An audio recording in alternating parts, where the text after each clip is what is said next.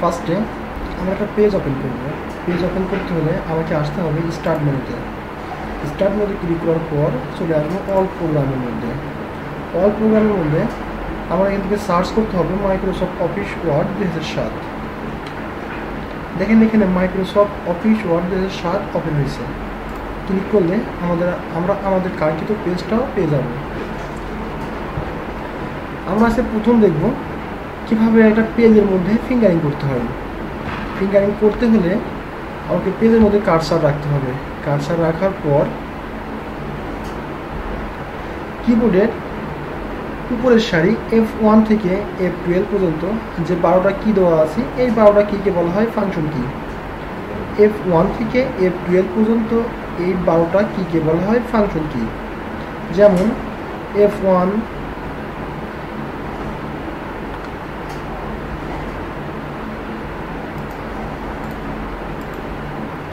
তারপরে আছে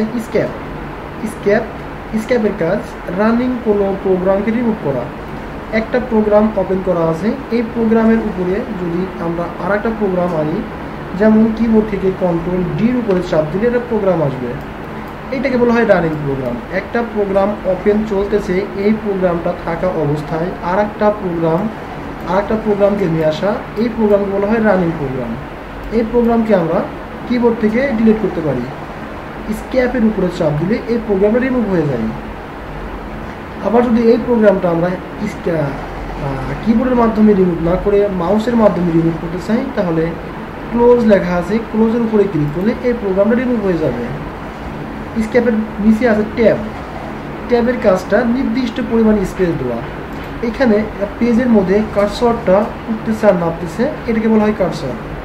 যদি আমরা মনে করি এই কার্সরটা এখানে না থেকে একটু দূরত্ব চলে আসবে, তাহলে কিবোর্ড থেকে ট্যাবের উপরে চাপ দিলে কিছু পরিমাণ স্পেস নিয়ে সামনের দিকে চলে আসবে, এইটাকে বলা হয় নির্দিষ্ট পরিমাণ স্পেস দেওয়া।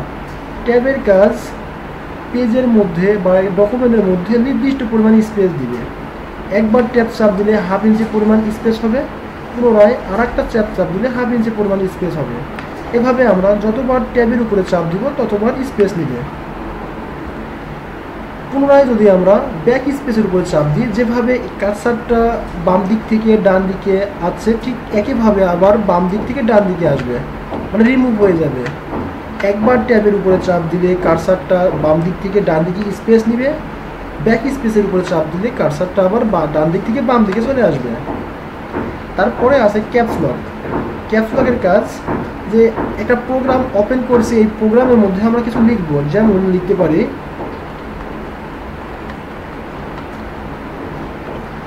WASAT what is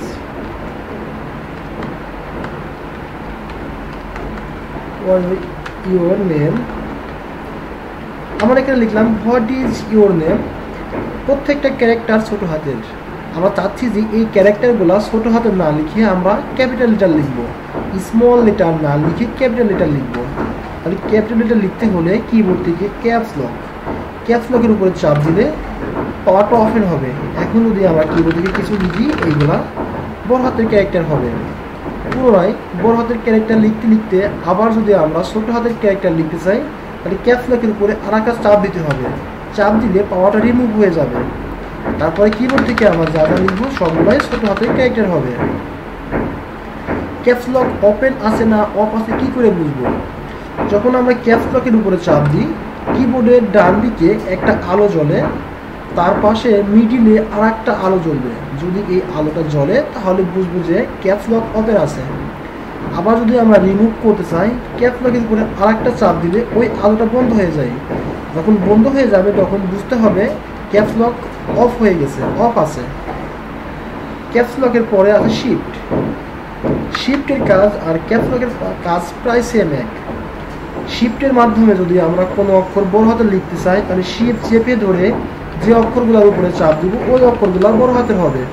ঠিক একইভাবে শিফট ছেড়ে দিয়ে যদি কোনো অক্ষরের উপরে চাপ দিই, ওই অক্ষরগুলো ছোট হাতের অক্ষর হবে। শিফটের সংখ্যা 2টা, ডান দিকে একটা বাম দিকে একটা, 2টা শিফট ঠিক একই কাজ করবে। শিফটের পরে আছে কন্ট্রোল এককভাবে কোনো কাজ করতে পারে না। কন্ট্রোল অন্য কোনো কিকে সাহায্য করে, যেমন কন্ট্রোলের উপরে চাপ দিই কোনো কাজ করবে না, যখন আমরা কন্ট্রোল চেপে ধরে অন্য কোনো কির উপরে চাপ দেবো তখন কিন্তু একটা প্রোগ্রাম ওপেন হবে। কন্ট্রোল এবং অল্টার এই দুটা কি কিন্তু একই রকমের সেম। কন্ট্রোল এবং অল্টার সাহায্যকারী কি হিসেবে ব্যবহৃত হয়, কন্ট্রোল এবং অল্টার সাহায্যকারী কি হিসেবে ব্যবহৃত হয়, এদেরকে বলা হয় অপারেটর কি। কন্ট্রোল এবং অল্টারকে বলা হয় অপারেটর কি। কন্ট্রোলের সংখ্যা 2টা, অল্টারের সংখ্যা 2টা। কন্ট্রোল এবং অল্টারের মাঝখানে আর একটা কি দেওয়া আছে, এই কিকে বলা হয় উইন্ডোজ কি। এই কি এর নাম উইন্ডোজ কি। উইন্ডোজ কি এর কাজ, আমরা যখন একটা প্রোগ্রাম ওপেন করি তখন কিন্তু স্টার্টে ক্লিক করার পর এই প্রোগ্রামগুলো আমাকে আনতে হয়। যদি আমরা স্টার্টে ক্লিক না করি এই প্রোগ্রামগুলো আনতে পারি। ওই প্রোগ্রামটা আমাকে আনতে হলে যদি আমরা উইন্ডোজ কির উপরে চাপ দিই ঠিক ওই প্রোগ্রামটা চলে আসবে। যে প্রোগ্রামটা আমরা স্টার্টে ক্লিক করার পর যে প্রোগ্রামটা আনবো ঠিক এই প্রোগ্রামটা আমরা কিবোর্ড থেকে উইন্ডোজ কির উপরে চাপ দিলে ওই প্রোগ্রামটা চলে আসবে। তাহলে কিবোর্ডে উইন্ডোজ কি এর কাজ স্টার্ট করা বা শুরু করা।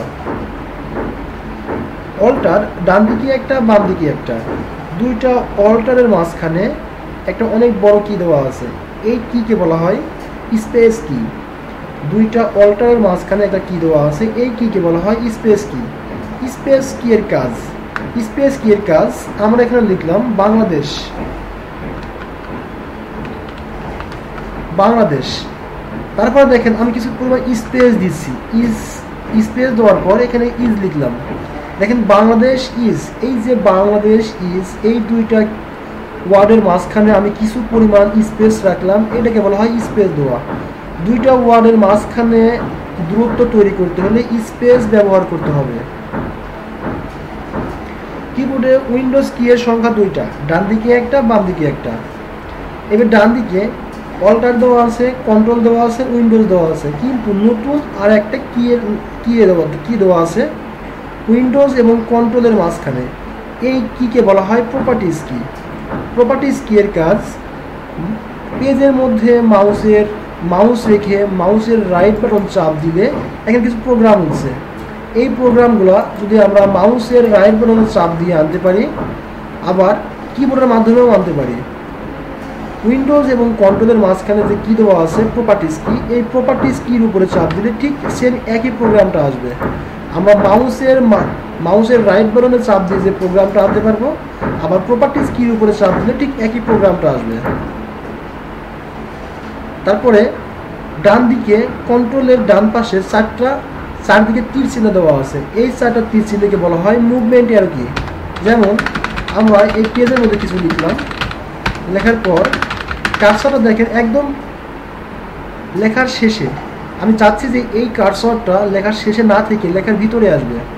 তাহলে মুভমেন্ট অ্যারো কি, যদি আমরা মুভমেন্ট অ্যারো কির লেফট মুভমেন্ট কি অ্যারো কি চাপ দিই দেখেন একটা অক্ষর করে ডান দিকে মানে ডান দিক থেকে বাম দিকে আসতেছে।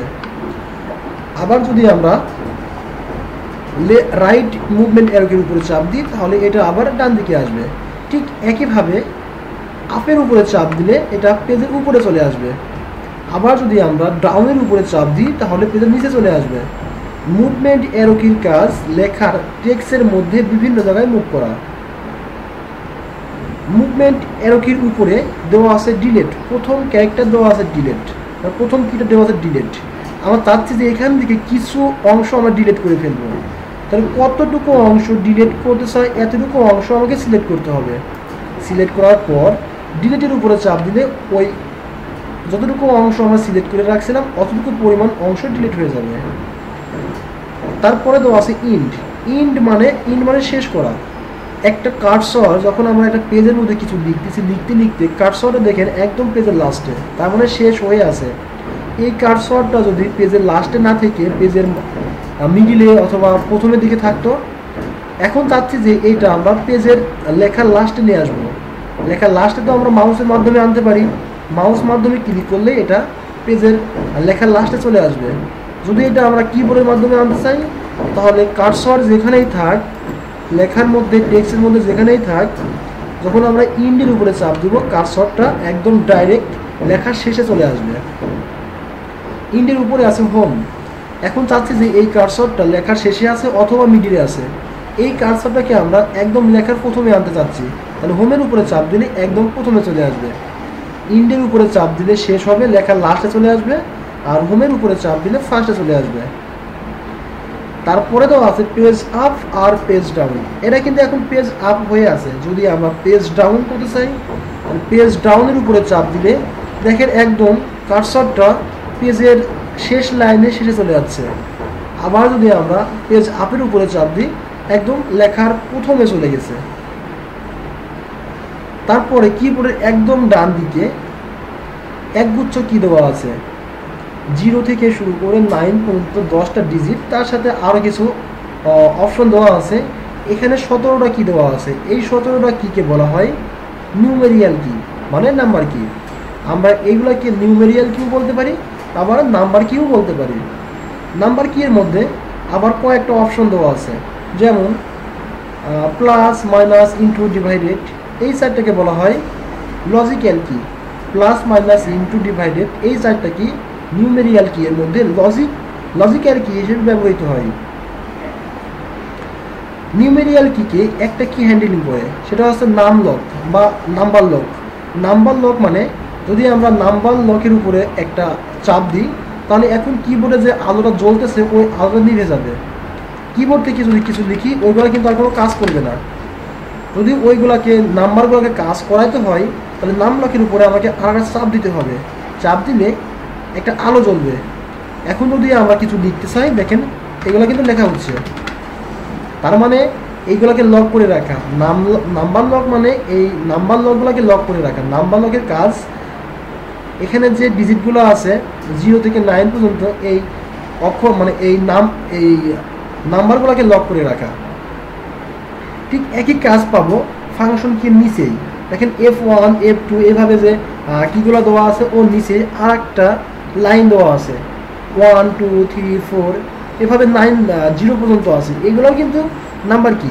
নাম্বার কির উপরে আর একটা অপশন দেওয়া আছে, এইগুলোকে বলা হয় লজিক্যাল কি। এখন তো প্রশ্ন আসতে পারে কিবোর্ডের টোটাল কি এর সংখ্যা কত। কিবোর্ডের টোটাল কি এর সংখ্যা আমাদের এখানে যে কিগুলো আছে এখানে 104টা কি দেওয়া আছে। তো 160 থেকে 120 এর মধ্যে কি এর সংখ্যাগুলো হতে পারে, 104 থেকে 120 এর মধ্যে নাম্বারগুলো হতে পারে। আবার কিছু কিছু কিবোর্ডে সংখ্যা বেশিও থাকতে পারে কমও থাকতে পারে।